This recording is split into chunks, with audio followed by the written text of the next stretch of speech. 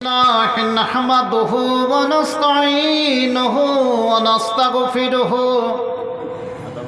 ونعوذ بالله من شرور أنفسنا ومن سيئات أعمالنا من يهده الله فلا مضل له ومن يضلله فلا هادي له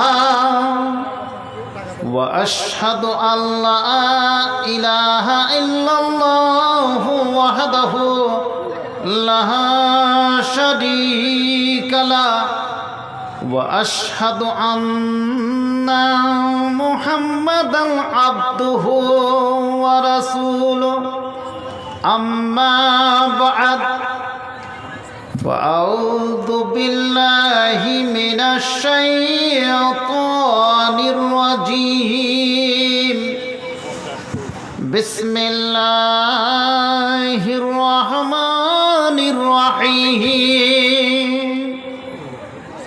فإن خير الحديث كتاب الله وخير الهدي هدي محمد صلى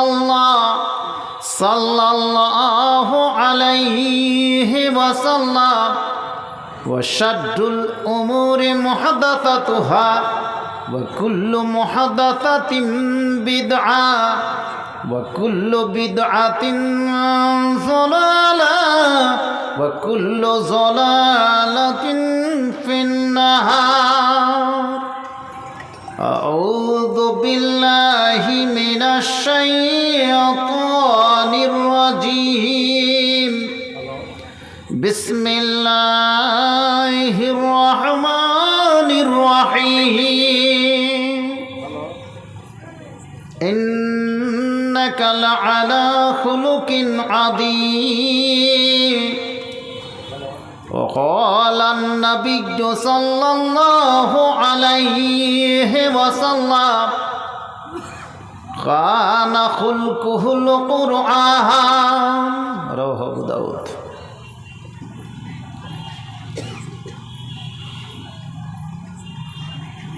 যে মোরে করেছে মহান যে মোরে করেছে মহান দিয়েছে সঠিক পথের সন্ধান যে মোরে করেছে মহান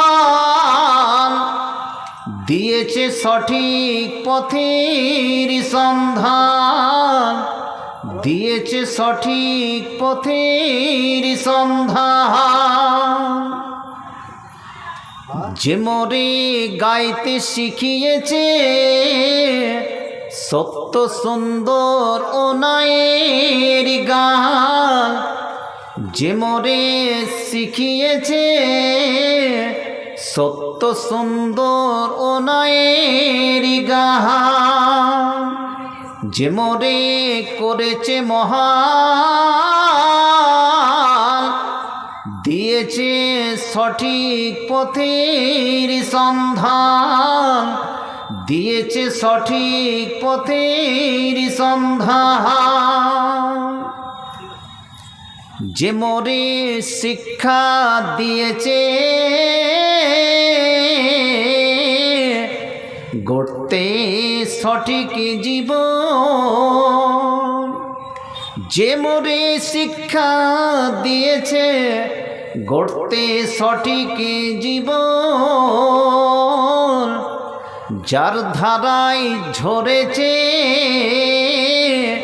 ওহির বিধান অবিরাম অবিরাম যে মোরে শিক্ষা দিয়েছে ওহির বিধান যেখানে ঝরেছে অবিরাম যে মোরে শিক্ষা দিয়েছে হেদায়েতের আলো রয়েছে যেথা সোনামণি হলো তার একটি ক্ষুদ্র নাম, সোনামণি হলো একটি ক্ষুদ্র নাম, ক্ষুদ্র নাম, যে মোরে করেছে মহান, দিয়েছে সঠিক পথের সন্ধান, দিয়েছে সঠিক পথের সন্ধান, যে মোরে গাইতে শিখিয়েছে সত্য সুন্দর অনায়ের গান, সত্য সুন্দর অনায়ের গান। শ্রদ্ধেয় মাননীয় পরিচালক সাহেব, অত্র সভার সভাপতি মহাশয়, অত্র এলাকার ওলামায়ে কেরাম, শিক্ষিত বুদ্ধিজীবী হাজরাত, আজকের আয়োজিত প্রোগ্রামে ফতেপুর স্ট্যান্ডের তথা তৎসংলগ্ন এলাকার নয়নমণি হিসাবে, একটি কেন্দিল বা প্রদীপ হিসাবে একটি মসজিদ, যে মসজিদের উন্নতিকল্পে আজকের সভার আয়োজন, যে সভায় আমরা সকলে একাগ্র চিত্তে কোরআন ও হাদিসের অমীয় বাণী শোনার স্বার্থে সকলে সমবেত কণ্ঠে একাগ্র চিত্তে এসে উপস্থিত হয়েছি। সন্ধ্যা থেকে নিয়ে ঘড়ির কাঁটা যাই হোক না কেন, সে পর্যন্ত আমরা অপেক্ষামান এবং ধীরমান, সেই অবস্থায় আমরা বসে আছি। একবার অন্তর থেকে পড়ি আলহামদুলিল্লাহ, সকলে পড়ি আলহামদুলিল্লাহ। তারপরে তার শেষ নবী জনাবে হযরত মুহাম্মদ সাল্লাল্লাহু আলাইহি ওয়াসাল্লামের প্রতি হাজারো দুরুদ ও সালাম বর্ষিত হোক। আল্লাহুম্মা সাল্লি আলাই ওয়া আল্লাহুম্মা বারিক আলাই। প্রিয় শ্রোতামণ্ডলী, এতক্ষণ পূর্বে আমার বাবাজি অনেকগুলো পয়েন্টের উপরে মাসলা মাসাইল রূপে আলোচনা করতেছিলেন। বক্তৃতা মোটামুটি একটা নিচড় হিসাবে, উপসংহার হিসাবে উনি অনেকগুলো কথা বলে দিয়েছেন। বাইরে থেকে হয়তো আওয়াজ শুনতে পাওয়া যাচ্ছে না, কিন্তু এখানে এসে বা যারা উপস্থিত আছেন তারা সে সমস্ত জিনিসগুলো শুনেছেন। এবং একবার অন্তর থেকে পড়ি যেন আল্লাহ এই সমস্ত জিনিসের উপর আল্লাহ তাআলা আমল করার তৌফিক দান করে। সকলে পড়ে আমিন। আমিনটা বলতে পারছেন না, বলুন আমিন। প্রিয় ভাইরা আমার, আজকের এই জালসায় খুব সংক্ষিপ্ত আকারে কয়েকটি কথা আপনাদের কাছে রাখতে চাইছি। চাই আপনাদের শোনার আশা, চাই আপনাদের কি সে প্রেম ভালোবাসা, এবং শোনার সঙ্গে সঙ্গে যেন আমাদের আমাল করতে পারি, বাস্তবে রূপদান করতে পারি। এটাই হচ্ছে কি বাস্তবতা। জালসা মরশুম পড়েছে অক্টোবর মাসে, শুরু হয়েছে চারিদিকে সেরকমই আওয়াজ। মসজিদে যখন নামাজ পড়ি, সে মসজিদে নামাজ পড়তে পড়তে অনেক রকমের হাল্লা, অনেক রকমের আওয়াজ। হতে পারে এই আওয়াজ কোনো ইলেকশন পর্বে, হতে পারে এই আওয়াজ অন্য কোনো পর্বে। খাওয়ার প্যান্ডেলে যেই ধৈর্য মানুষের নেই, তাহলে তারা জালসা করবে কি করে আর জালসা শুনবে কি করে? পার্শ্বে মসজিদে নামাজ চলছে, তাহলে যে কোটা লোক ওখানে করে আসে, সে কোটা লোক তো আজকে জালসায় উপস্থিত হয়নি মনে হয়। ও কোটা প্যান্ডেল থেকে সম্পূর্ণ আউট, ও কোটা ডেলিগেট খেয়েই চলে গেল। কিছু লোক ঘুরছে দোকানে, ওটি ওখান থেকে শেষ।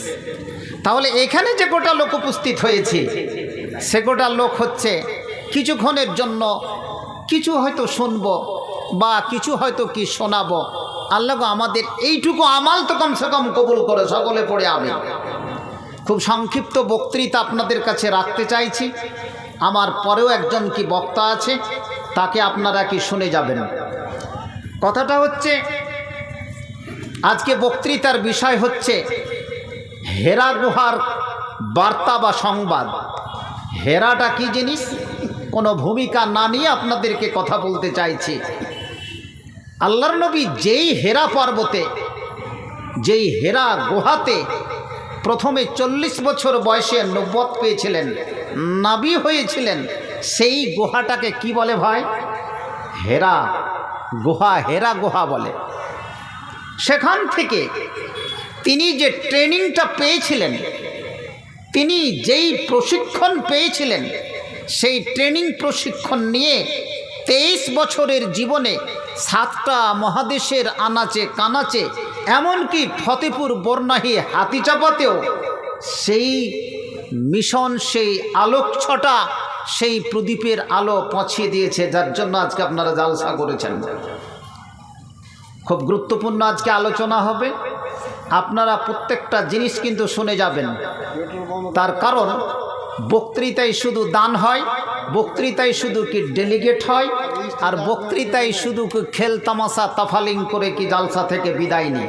প্রিয় ভাইরা আমার, জালসা করে কোনো দিন জান্নাত পাওয়া যায় এ ফতোয়া কিন্তু কেউ দিতে পারবে না। আর জালসা যে করে বেড়াচ্ছি যে আমরাও যে কিছু পাবো, তাতে কিছু পাওয়া যাবে না। হয় জালসা করতে গেলে করুন, আর না তো জালসা বন্ধ করুন। তার কারণ জালসা করে করে কম শেষ হয়ে গেল। একটা গ্রামে 4টা-5টা করে কম্পিটিশনের জালসা। কেউ যেন, আমি যেন আগে করে নিতে পারি, ও একটা ডেট করেছে, তার আগে যেন ওকে করে নিতে পারে। এই কম্পিটিশন কি শুরু করেছে, তার যেন কি আদায় হবে। এটা কি কোনো ধর্মের নামে কি তার কম্পিটিশন, না তার সে অনুপ্রেরণা, নাকি? জালসা শোনার কিছু নেই, বক্তৃতা দেওয়ার কিছু নেই। মোবাইলটা খুললে 400-500 বক্তার বক্তৃতা ওখানে করে খুঁজলেই পাওয়া যায়, কিন্তু সেটাও কিন্তু আমরা শুনি না। কত রকম করে কমকে মানুষ কি বলতে পারে। আল্লাহ রসুল কি গারে হেরা থেকে যেই বাণী কি তিনি কি নিয়ে আসলেন, কোনোদিন কি ভেবেছেন? যেই কোরআনে মাজিদ লহে মাহফুজ থেকে আকাশের প্রথম স্তরে এসেছিল, সেটা কিন্তু রাতের বেলায়। তার প্রমাণ হচ্ছে কি আমসি পারাতে ইন্নানজালনাহু ফি লাইলাতুল কদর, রাতের বেলায় কোরআন মাজিদকে কি অবতীর্ণ করা হয়েছে এই মনুষ্য জাতির কাছে, জিন ইনসানের কাছে। আবার ওখানে করে বলে দেওয়া হচ্ছে, কোরআনের যদি তুমি স্টাডি করতে চাও, তাহলে দিনের বেলায় না রাতের বেলায়? কোন বেলায়? কথা বলো। তাহলে জালসাটা কেন রাতের বেলায় হচ্ছে? রাতের বেলায় তাকে স্টাডি করো, কোরআনকে পড়ো, তাকে স্টাডি করবে, গবেষণা করবে, পড়বে রাতের বেলায়। কিন্তু কোরআন অবতীর্ণ হয়েছে কি রাতের বেলায়? কিন্তু কোরআন তো আমরা পড়ি না। তার প্রমাণ হচ্ছে কি ফি লাইলাতিন কি মুবারাকা, বরকতময় রাত্রিতে তাকে অবতীর্ণ করা হয়েছে, লাইলাতুল কাদারে তাকে অবতীর্ণ করা হয়েছে। আহা, আপনাকে বলি, সেই কি হেরা গুহার বার্তা? প্রিয় ভাইরা আমার, আল্লাহ রসুল রাত্রিবেলাতে দাঁড়িয়ে যেতেন কি নামাজ পড়ার জন্য। ফজরের যেটা আজান হবে, কথা বাইরে গিয়ে কথা বলুন, বা ফজরের যে আজান হবে 15-20 মিনিট আগে তাহাজ্জুদের নামাজটা তো আমরা পড়তেই পারি। আশা করি এখানে করে কিছু ছেলে মেয়ে, যুবক যুবতী অবশ্যই কি নামাজটা আমরা কি পড়ছি। বয়স হয়েছে, চলে যাবে নামাজ করে। আর সিয়াম পড়ে কেউ যদি বলে কি আমি জান্নাত পাবো, এই কথাটি ডায়েরিতে লিখে রাখুন।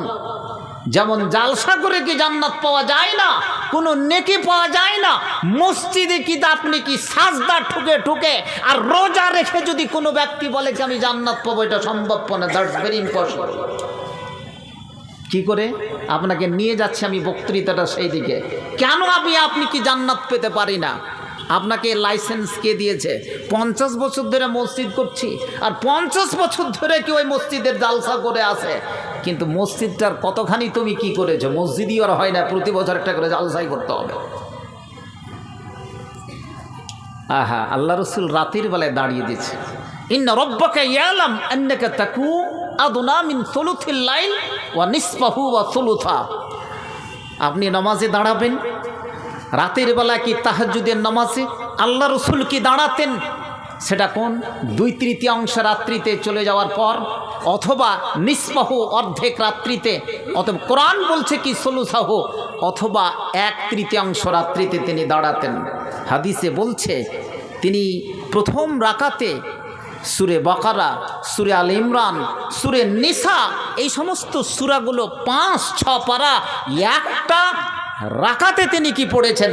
তার প্রমাণ হচ্ছে কি হাদিসে বলছে হাত্তা তাফাত্তারাত কদমাহ, তার পাগুলো কি ফুলে যেত। আহা, আল্লাহ রসুলের যার আগের পিছের সমস্ত গুনাহ ক্ষমা, তার পাগুলো ফুলে যেত। এক রাকাতে আল ইমরানের মতো সূরা, সূরা নিসার মতো কি সূরা, আল বাকারার মতো সূরা, 3টা সূরা যদি একটা রাকাতে পড়ে তাহলে 5-6-7 পারা হয় কি হয় না। তিনি এইটাই কি প্রমাণ করেছেন, যেটা গারে হেরা থেকে তিনি প্রথম যেটা তিনি কি মিশন নিয়ে আসলেন, যে সংবাদকে তিনি নিয়ে আসলেন, সেটাকে তিনি কি প্রমাণ করে দিলেন। প্রিয় ভাইরা আমার, এই আসমান থেকে যেই কোরআনে মাজিদ আল্লাহ রসুলের কাছে আসলো, মানুষকে কে শিক্ষা দিল, কিন্তু আজকে সেই জায়গাতে আমরা কি সেখানে করে দাঁড়িয়ে আছি? কি কোরআনে মাজিদের কি কোনোদিন স্টাডি করছি? না কোরআনে মাজিদকে আমি কি পড়ে দেখছি? প্রিয় ভাইরা আমার, আপনাকে বলি কি, একজন সাধারণ মানুষ আল্লাহর ওলি স্বপ্ন দেখতে পাচ্ছেন, ইমাম বুখারীর মতো একজন কি মুহাদ্দিসকে তিনি দেখতে পাচ্ছেন, রাত্রে স্বপ্ন দেখছেন যে ইমাম বুখারীর মতো কি একজন মুহাদ্দিস আল্লাহ রসুলের পায়ে পায়ে মনে হচ্ছে কি পা দিয়ে চলছে। তার মানে এটাকে বলা হয় পদাঙ্ক অনুসরণ। আহা, হযরত ইবনে উমর যেই গারে হিরা থেকে তিনি যে বার্তাকে নিয়ে এসেছিলেন, ইবনে উমর আল্লাহ রসুলের, ইবনে উমর আল্লাহ রসুল কীভাবে কি রসুলকে অনুসরণ করেছেন জেনেছেন? আল্লাহ রসুল যখন যেখানে পেচ্ছাপ করতেন, কোনো গাছের তলাতে তিনি শুয়ে যেতেন, কোনো গাছের থেকে ছায়া নিতেন, রাস্তার সাইডে চলতে চলতে বসে যেতেন।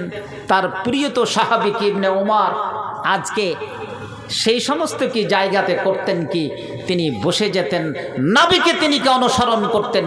এটা হচ্ছে কি পদাঙ্ক অনুকরণ। আজকে আমরা যেই সমস্ত কি আলেম ওলামা, যেই সমস্ত কি পীর কি মাশায়েখের অনুসরণ করি, সেটা কিন্তু কি নবী পর্যন্ত কি পৌঁছে না। প্রিয় ভাইরা আমার, আজকে আমি কি বলতে চাইছি আপনাদেরকে, যে যেই গারে হেরার কি বার্তা আজকে আমাদের কাছে কি পৌঁছেছে, সেই সম্পর্কে যদি আজকে আমি কি সে কথা না রাখি, তাহলে আপনি যাবেন কোথায়? প্রিয় ভাইরা আমার, একটি হাদিস আপনাকে বলি। হযরতে ইবনে উমর, তার মানে আব্দুল্লাহ ইবনে উমর, তিনি একদিন মাঠের মধ্য দিয়ে তিনি যেতেছিলেন। একজন কি রাখাল সেখানে করে ছাগলগুলো কি চড়াচ্ছে। ইবনে উমর বলছে, ও রাখাল, ভালো করে শুনুন হাদিসটা। গারে হেরা থেকে আল্লাহ রসুল যে ট্রেনিংটাকে নিয়ে এসেছেন, তার সাহাবাই কেরাম সেই ট্রেনিং যে আল্লাহ রসুলের কাছ থেকে কি পেয়েছেন, তার প্রমাণ তিনি এখানে করে দিয়েছেন কি মাঠের মধ্যে। আপনার এখানে করে বর্ণাহী আর ফতেপুরের মধ্যে যেটুকু মাঠ আছে, যে এই মাঠেরই কথাটা শুনুন, যেখানে করে একটা রাখাল জি ছাগল চড়াচ্ছে, তাকে ধরে বলছে ইবনে উমর, আব্দুল্লাহ ইবনে উমর, উমরের ছেলে, এও রাখাল, তোমার তো এখানে কোনো মালিক নেই, কেউ নেই, একটা ছাগল তো তুমি আমাকে বিক্রি করে দিতে পারো, এই টাকাটা তোমার হয়ে যাবে।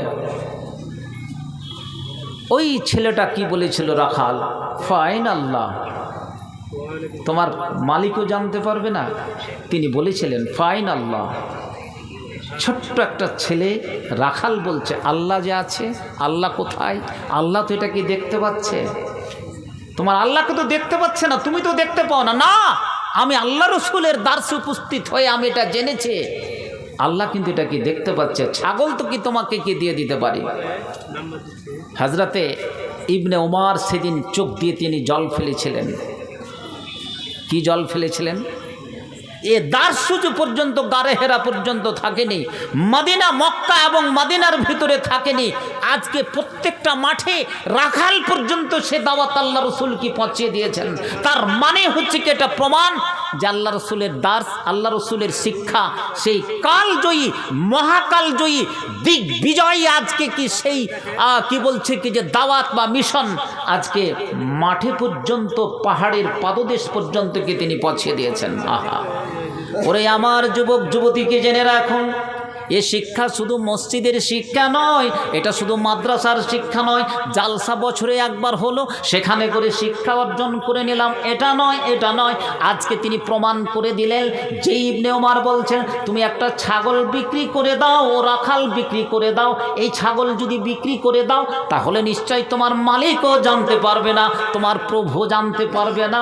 কিন্তু আল্লাহ রসুলের দার্সে উপস্থিত হয়ে তিনি যে একজন রাখাল হয়ে যে আকিদা, যে দার্স, যে ঈমান তিনি নিয়েছেন, হযরত ইবনে ওমরের মতো লোক সেখানে করে আজকে ফেলিয়ার হয়ে গেল, অকৃতকার্য হয়ে গেল, তার কথা মানল না, পরিষ্কার তার সঙ্গে আজকে প্রতিদ্বন্দ্বিতা করলো। না না ইবনে ওমর, তোমার এই কথা আমি মেনে নিতে পারি না, আমি আল্লাহ রসুলের কাছ থেকে ওই দার্স শিখেছি, আজকে যদি আমি তুমি বিক্রি করে দিই তাহলে এটা কি অন্যায়ের মাল হবে? এটা কি অন্যায়ের মাল কি খাওয়া যাবে না? এটা ধোকাবাজির মাল হবে, এটা হড়পের মাল হবে। না না, আল্লাহ তাআলা দেখতে পাবেন, এই কথা আমি তোমার মানতে পারি না। ইবনে ওমর আনন্দিত হয়ে সচক্ষে তিনি চোখ দিয়ে জল ফেলতে ফেলতে তিনি বলেছিলেন, আজকে নবীর দাস আজকে যদি পাহাড়ের পদদেশ পর্যন্ত পৌঁছে যায়, আজকে যদি মাঠে পর্যন্ত পৌঁছে যায়, তাহলে আমরা আছি কোথায়? আজকে আমরা গেছি কোথায়? এটাই তার প্রমাণ হয়ে যায়। মসজিদ করে দিলাম, মসজিদে একটা মৌলভী সাহেব নেই, শুধু 5 ওয়াক্ত নামাজ পড়ার জন্য একটা মৌলভী সাহেবও কি রাখতে পারি না? মসজিদ তো করে দিয়েছি কি পরিষ্কার রূপে, কিন্তু মসজিদটাকে আবাদ করবে কে? ওই যে রাখাল, আপনি আমি যে কে রাখাল, সে মসজিদকে আবাদ করবে গারে হেরা থেকে সেই ধরনের কি কথা নিয়ে। কিন্তু আজকে আরাম আয়েশের সঙ্গে, প্রিয়তার সঙ্গে আজকে কি জীবনযাপন করছে, কিন্তু আজকে সমস্ত জিনিস আজকে কি পিছিয়ে ফেলে দিয়েছে। প্রিয় ভাইরা আমার, গারে হেরাতে যে শিক্ষক এসেছিলেন সেটা ছিলেন কি হযরতে কি জিবরিল, এবং একজনই ছাত্র ছিল, সেটা কি জনাবে মোহাম্মদ। পড়ুন, কি পড়বেন? জোর করে পড়ুন, সাল্লাল্লাহু আলাইহি সাল্লাম। তিনি একাই ছাত্র। আজকে স্কুল কলেজে ভর্তি যেতে গেলে তার আইডি প্রুফের দরকার, তার মানে বার্থ সার্টিফিকেটের দরকার, তার ফটোর দরকার। আল্লাহ রসুল যে গারে হেরাতে ছাত্র হয়েছিলেন জিবরিলের, তার কোনো মাইগ্রেশন, কোনো রেসিডেন্সিয়াল সার্টিফিকেটের, কোনো কিছুর ফটোর প্রয়োজন হয়েছিল কি? না। কোনো বয়স, আল্লাহ রসুল বয়স তখন কত ছিল? 40 বছর না? 40 বছরে তিনি প্রথম কি কোরআন শিখছেন, 40 বছরে তিনি সে উপনীত হচ্ছেন, নবুয়ত কি পাচ্ছেন, তার আগে নয়, তার পরে নয়। তাহলে আজকে শিক্ষা ব্যবস্থা ভারতবর্ষ তথা পশ্চিমবঙ্গের কি শিক্ষা ব্যবস্থাকে আজকে এই কন্ডিশনের ভিতরে কে ফেলে পোস্টমর্টম করে ফেলেছে। আজকে আমেরিকাতে শিক্ষা ব্যবস্থা কিন্তু স্বাধীনতাই। কি স্বাধীনতা? কেউ যদি 60 বছর পরে রিটায়ারমেন্টের পরেও যদি কেউ শিক্ষা অর্জন করতে যায়, তাহলে সে অ্যাডমিট হতে পারে কোনো প্রতিষ্ঠানে। 60 বছরের পরে যে আমি 10 বছর পড়লাম, আবার 10 বছর বিরতি দেওয়ার পরে আমি আবার পড়তে চাই, সমস্ত দরওয়াজা কি খোলা আছে, সে পড়তে পারে। এই শিক্ষা ব্যবস্থাকে খুলে রেখেছেন আল্লাহ রসুলের যুগে, সাহাবায়ে কেরামদের যুগে তাই ছিল। তাদের কোনো বয়সের কোনো কন্ডিশন ছিল না, কোনো শর্ত ছিল না, যে কোনো টাইমে তারা যে কোনো ইউনিভার্সিটিতে কি ভর্তি হতে পারে। আল্লাহ রসুল তো একটাই মসজিদ করেছিলেন, সেটা মসজিদে কি নববী। তার আগে একটা মসজিদ করেছে মসজিদে কুবা। এই মসজিদটা ছিল আল্লাহ রসুলের যুগে সমস্ত জিনিস। এটাই ছিল হাইকোর্ট, এটাই ছিল সুপ্রিম কোর্ট, এটাই ছিল কি জজ কোর্ট, এটাই ছিল সমস্ত জিনিসের কি জায়গা। নবীর যুগ থেকে নিয়ে 400 শতাব্দী পর্যন্ত ইতিহাস, 400 শতাব্দী পর্যন্ত কোনো চোর ছিল না, কোনো ডাকাত বেঈমানের কি দল ছিল না। কোনো ইতিহাসে পাওয়া যায় মাত্র 4টা লোক, মাত্র 4টা কি চোর ডাকাত পড়েছিল। তাহলে যদি চোর যদি আজকে কি চুরি করে, তাহলে তার হাত কাটা যাবে কি যাবে না? কথা বলুন, যাবে। হাত কি কেটেছি? কাটেনি। তাহলে রাসূলের যুগে যদি 400 বছর, নবীর পর থেকে নিয়ে 400 বছর পর্যন্ত এই 4টা যদি চোর পাওয়া যায়, তাহলে কোনো কোর্টের প্রয়োজন আছে? কোনো থানার প্রয়োজন আছে? নেই। এখন প্রত্যেকটা বাড়িতে স্বামী স্ত্রী থেকে নিয়ে ছেলে মেয়ে থেকে নিয়ে সবাই কিন্তু আমরা আসামি। কত কোর্টে নিয়ে যাবে আর কত থানাতে নিয়ে যাবে? শুধু চলছে গুতাগুতি চলছে, সমস্ত রকমের চলছে কনস্পিরেসি, আর কি ষড়যন্ত্র চলছে। প্রিয় ভাইরা আমার, ইবনে উমার সে কথাটি আজকে বাস্তবে প্রমাণ করে দিলেন একজন কি রাখালের কি কথা দিয়ে। প্রিয় ভাইরা আমার, আজকে এই ব্রেন আল্লাহ আমাকে দিয়েছে, আপনাকে দিয়েছে। আজকে যদি ব্রেন টিউমার হয়ে যায়, আমার একটা ভাইরা মারা গেল, ইংলিশ MA BEd, সেই ছেলে এত ভালো ছেলে, কিন্তু আজকে ব্রেন টিউমারে 2 বছর থেকে শুকিয়ে কি মারা গেল। এত সুন্দর আপনার কি ব্রেন দিয়েছে, এ ব্রেনকে আপনি কাজে লাগালেন না। আহা, কোনো দিন কি ভেবেছেন? আমি একটাই কথা বলেছি, আপনাকে প্রমাণ আজকে করে দিব, নামাজ রোজা হজ জাকাত করে কোনো দিন আপনি জান্নাত পেতে পারেন না। মসজিদ মাদ্রাসা তৈরি করে দিয়েছে, আপনি জান্নাত পেতে পারেন না। এটাই বক্তৃতার আমার গাড়ে হেরার কি সংবাদ, আপনি ভালো করে শুনে যাবেন। তাহলে করতে কি হবে, আপনাকে সে টিপসটাকে আপনাকে দিয়ে যাব। প্রিয় ভাইরা আমার, এই যে ব্রেন, মানুষের প্রত্যেকটা এ ব্রেন সম্পর্কে আজকে মেডিকেল সায়েন্স বলছেন, এ ব্রেন ইজ একটি ডাইনামিক কমপ্লেক্স। ব্রেন একটা কমপ্লেক্স, আপনা থেকে শিখে না। লকডাউন হলো একটা সময়, 2-2.5 বছর সমস্ত স্কুল কলেজ কি বন্ধ, কিন্তু না, রবি ঠাকুর একটা লাইন মনে পড়ে, কি বিশ্বজোড়া মোর পাঠশালা, সবার আমি ছাত্র। সারা বিশ্বটাই হচ্ছে কি পাঠশালা, সেখান থেকে শিখতে হবে। রবি ঠাকুর নাবির কথা আজকে 1500 বছরের কথা তিনি উল্লেখ করেছেন। কি করে উল্লেখ করেছেন আপনাকে দেখছি। নাবি যখন গারে হেরা থেকে যে বাণী পেয়ে গেলেন, যেই সূত্র পেয়ে গেলেন, যেই কোরআনে মাজিদ কি পেয়ে গেলেন, নাবি শিখেছেন কোথায়? ঘরের ভিতরে। নাবি শিখেছেন বিছানায়, নাবি শিখেছেন কি লেপের তলে, নাবি শিখেছেন পাহাড় পর্বতের কি পাদদেশে, নাবি শিখেছেন আরাফাতের ময়দানে, নাবি শিখেছেন কি মেনা প্রান্তরে।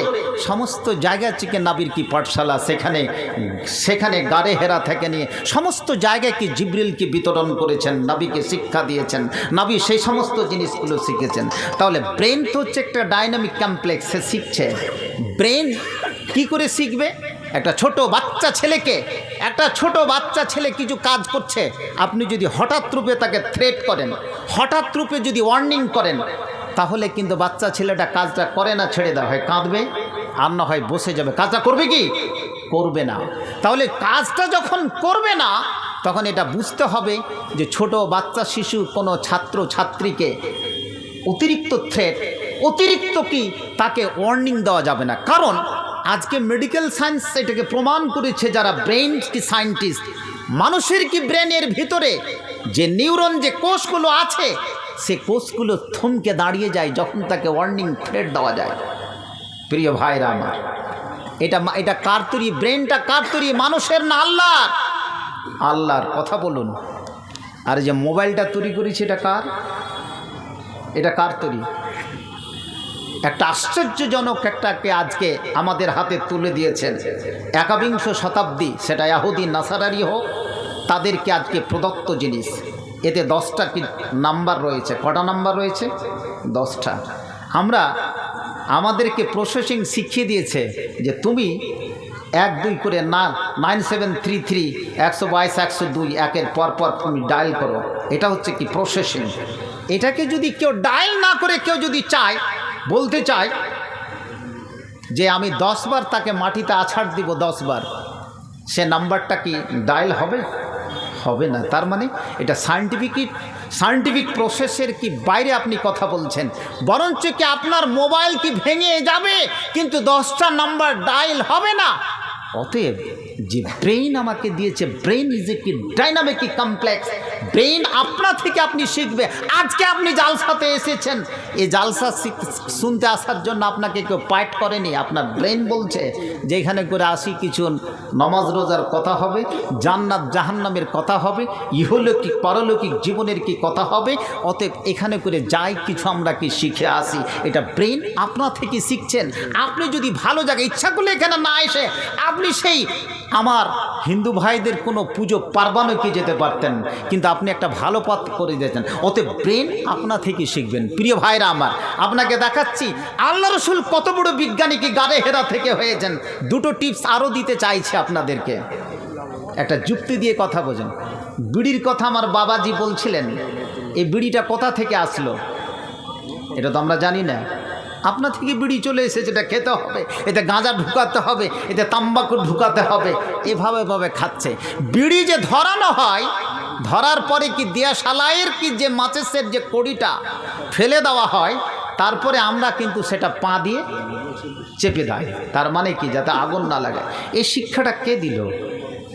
আপনা থেকে শিখেছে, পরিবেশ থেকে শিখেছে, প্রকৃতি থেকে শিখেছে, এটা কোনো শিক্ষা দেওয়া যায়নি। আবার আপনাকে দেখাচ্ছি, আগে চলুন।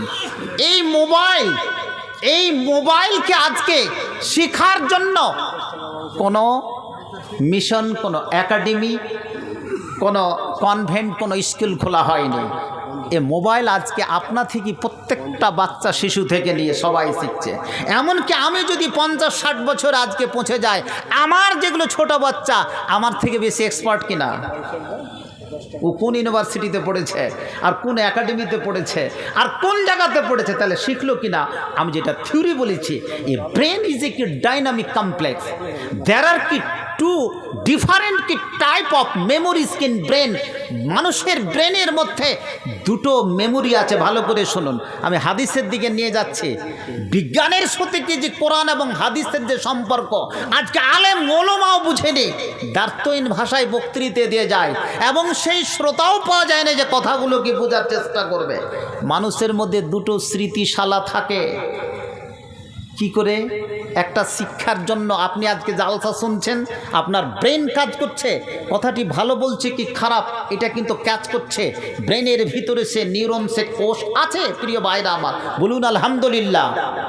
মানুষের ব্রেন শেষ হয়ে গেলে, আজকে ঠিকাদার এত বড় বাড়ি করেছে, এত বড় আজকে আপনাদের ব্যবস্থা করেছে, আজকে যদি কিডনি নষ্ট হয়ে যায়, হার্ট নষ্ট হয়ে যায়, ব্রেনের কোষের ভিতরে যদি কোনো টিউমার হয়ে যায়, তার মৃত্যু অবধারিত না অবধারিত, সমস্ত পৃথিবী থেকে যাবে। তাহলে দুটো স্মৃতিশালা, একটা শিক্ষার জন্য, একটা আহরণের জন্য।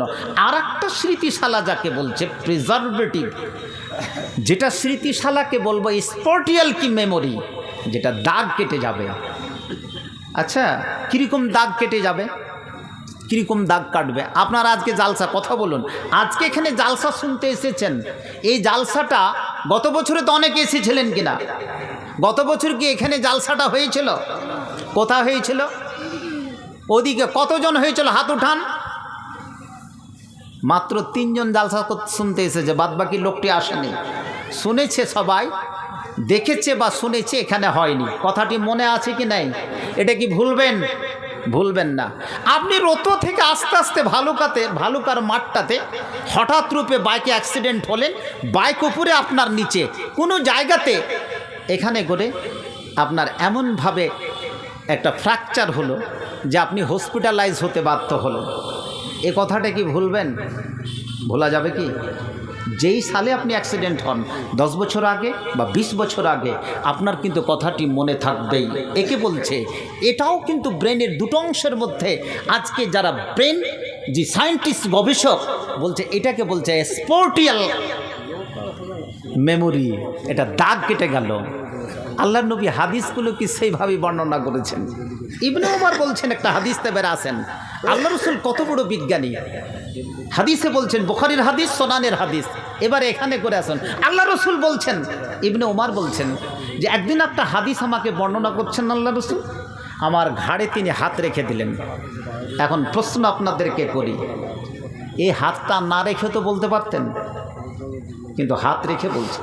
আপনার ছেলেকে মাদ্রাসা, স্কুল, কলেজে পাঠাচ্ছেন, ছেলে হোক বা মেয়ে, হাত রেখে বলছেন, বাবারে কোনো অন্যায় কাজ করবা না।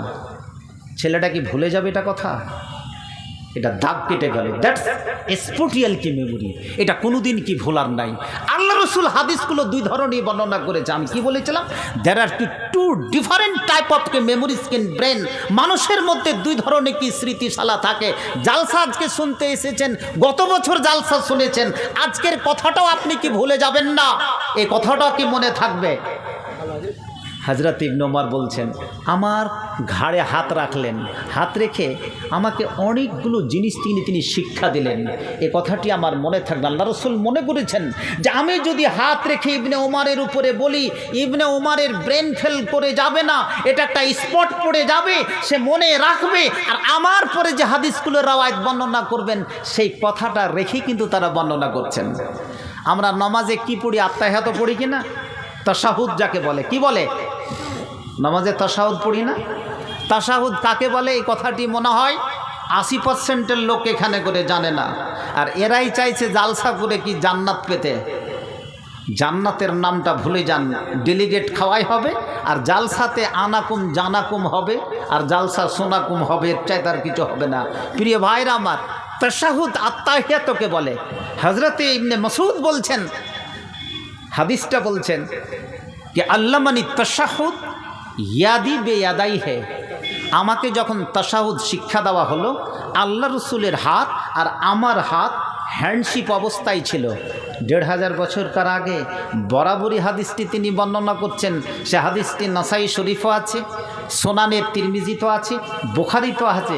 আমাকে যখন হাদিসটা বর্ণনা করা হচ্ছে, তখন বলা হচ্ছে আমাদের দুই মুসাফা, আল্লাহ নবীর হাত আর আমার হাত একেবারে কি মিটেছিল। আর এইভাবেই কিন্তু রাওয়ায়াতটা বর্ণনা করছে। তার মানে কি অতটুকু কথা, এটা কি ভুলে যাওয়ার মতো কথা না? আহা, প্রত্যেকটা জিনিসকে বিজ্ঞানসম্মত। ওরে আমার প্রিয় ভাই বোনেরা, জেনে রাখুন, আল্লাহ রসুল 1500 বছর আগে যে হাদিসটি বর্ণনা করে গিয়েছেন কি আল্লাহ মানিত তাশাহুদ বিয়াদি, আল্লাহ মানে তাশাহুদ ইয়াদি বেয়াদাই হে। আমাকে যখন হাদিসটি বর্ণনা করা হলো, আমার হাত আর নবীর হাত একসঙ্গে কি মিলেছিল, তার মানে মুসাফা অবস্থায়। এবারে তিনি আত্তাহিয়াত আমাকে শিখিয়ে দিলেন, আমি এ পর্যন্ত ভুলিনি। ওরে আমার যুবক যুবতী, জেনে রাখুন, প্রত্যেকটা হাদিস আল্লাহ রসুল বর্ণনা করেছেন। কোনো সময় তিনি হ্যান্ডশিপ করেছেন, কোনো সময় তিনি মুসাফা করেছেন, কোনো সময় তিনি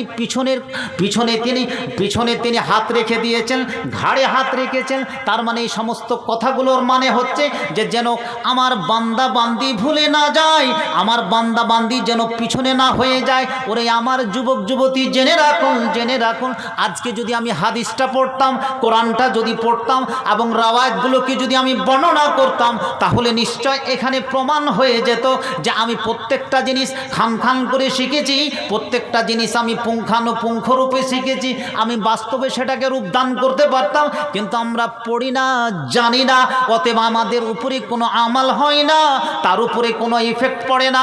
অতএব তোমরা যদি আজকে এই সমস্ত জিনিসগুলো না পড়ো, তাহলে তোমাদের উপরে কোনোই রকমের আজকে ব্যবস্থাপনা হবে না। তোমাদের সমস্ত জিনিস সেখান থেকে চলে যাবে।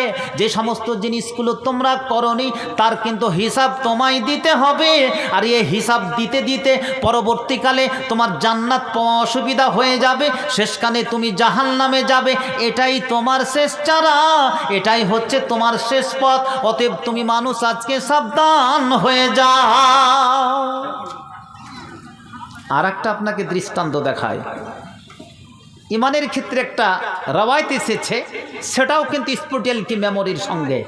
গারে হেরা থেকে সেটাই বার্তা, মান রা মুনকারান, কোনো ব্যক্তি যদি কোনো অশ্লীল খারাপ জিনিস দেখে, ফলে ইউগাইয়িরহু বিয়াদিহি, হাত দিয়ে সেটাকে যেন দমন করে।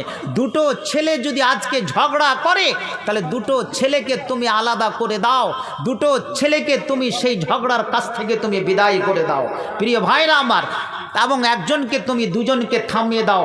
এটাই হচ্ছে কি তার প্রমাণ হচ্ছে কি হাত দিয়ে কে দমন করে দেওয়া। তাহলে আল্লাহ রসুল যে কালে কালে যুগে যুগে আজকে যেইভাবে কি তিনি শিক্ষা দিয়েছেন, সেই শিক্ষাকে বাস্তবে কি যদি নিয়ে যেতে হয়, তাহলে আপনাকে সেই পথই অবলম্বন করতে হবে, যেই পথ আল্লাহর রসুল এবং তার সাহাবায়ে কেরাম কি করে গেছেন।